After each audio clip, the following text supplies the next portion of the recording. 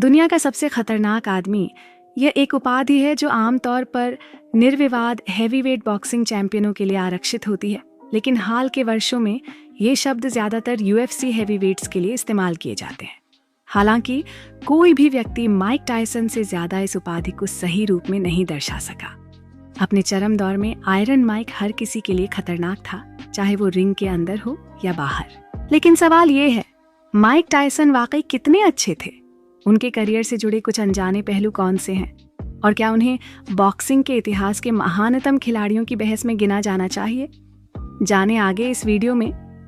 मुश्किल बचपन और बॉक्सिंग की शुरुआत। माइक टायसन का बचपन पिता के बिना और एक खतरनाक मोहल्ले में बीता। वो शुरू में हिंसक नहीं थे, बल्कि मोटे थे, चश्मा लगाते थे और उनकी पतली आवाज के कारण लोग उनका मजाक उड़ाते थे। यहाँ तक कि बचपन में एक बार उनके साथ यौन शोषण भी हुआ था। उन्हें सबसे ज्यादा अपने कबूतरों से प्यार था, जिन्हें वो रोजाना दाना खिलाते थे। 11 साल की उम्र में जब एक लड़के ने उनके एक कबूतर को मार दिया तो माइक ने उसे बुरी तरह पीटा और उसी दिन से लोग उन्हें गौर से देखने लगे। 13 की उम्र तक उन्हें चोरी और मारपीट के लिए 30 से ज्यादा बार गिरफ्तार किया गया। अगर बॉब स्टीवर्ट नाम का एक सुधार गृह काउंसलर नहीं होता तो शायद टायसन या तो जेल में होते या मर चुके होते। बॉब ने माइक की ताकत को पहचाना और उसे सड़कों की बजाय बॉक्सिंग की दिशा में मोड़ने को कहा। कुछ ही महीनों बाद उन्होंने माइक को गस डियामाटो से मिलवाया, जो माइक की जिंदगी के सबसे अहम इंसान बन गए। उन्होंने माइक को एक ऐसा बॉक्सिंग स्टाइल सिखाया जो उनकी शारीरिक बनावट से पूरी तरह मेल खाता था, peekaboo style. Mike heavyweight की तुलना में छोटा था, सिर्फ 5 फुट 10 इंच का, लेकिन बेहद ताकतवर और रफ्तार में बिजली जैसा।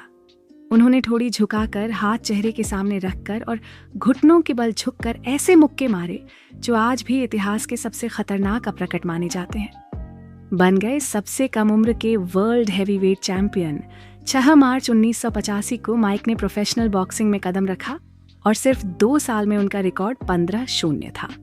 1986 में सिर्फ 20 साल की उम्र में माइक टायसन ने ट्रेवर बर्बिक को हराकर दुनिया के सबसे युवा हेवीवेट चैंपियन बन गए। ब्लैक शॉर्ट्स, बिना मोजे के जूते और डरावनी थीम म्यूजिक के साथ उनका एंट्री हर किसी में खौफ भर देती थी। 1987 में उन्होंने 3 हेवीवेट टाइटल एक साथ जीते और 1988 तक वो दुनिया के सबसे बड़े बॉक्सिंग स्टार बन चुके थे। लेकिन उनके निजी जीवन में उतार चढ़ाव आने लगे। शराब, ड्रग्स, महंगी गाड़ियों की दुर्घटनाएं और आत्महत्या की कोशिश। फिर भी वो जीतते रहे और ड्रग टेस्ट में बचने के लिए नकली पेशाब का भी इस्तेमाल करते रहे।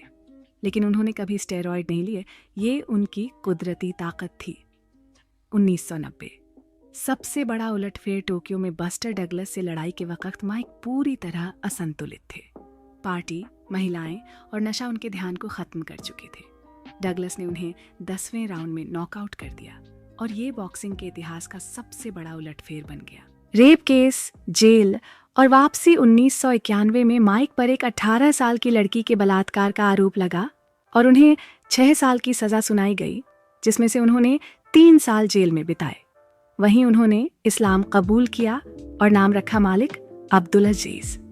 1995 में जेल से छूटकर उन्होंने बॉक्सिंग में वापसी की और 3 मुकाबले लगातार जीते, 2 टाइटल वापस पाए। 1996 इवांडर होलीफील्ड से हार और 1997 का कुख्यात काटने वाला मुकाबला। होलीफील्ड ने टायसन को 11वें राउंड में नॉकआउट किया और 1 साल बाद जब रीमैच हुआ तो टायसन ने उनके कान का एक हिस्सा काट लिया। उन्हें तुरंत अयोग्य घोषित कर दिया गया, लाइसेंस छीना गया और $3 मिलियन का जुर्माना लगा। अंतिम लड़ाइयां और गिरता करियर। 1999 से 2005 तक टायसन ने और कुछ मुकाबले लड़े, लेकिन अब वो पहले जैसे ताकतवर नहीं थे। लेनॉक्स लुइस से 2002 में उन्हें बुरी तरह हार मिली और ये उनकी आखिरी बड़ी फाइट साबित हुई। विरासत और यादें। टायसन का पीक बहुत जल्दी आया और चला गया। सिर्फ 20 से 24 की उम्र तक ही वो अपराजेय थे।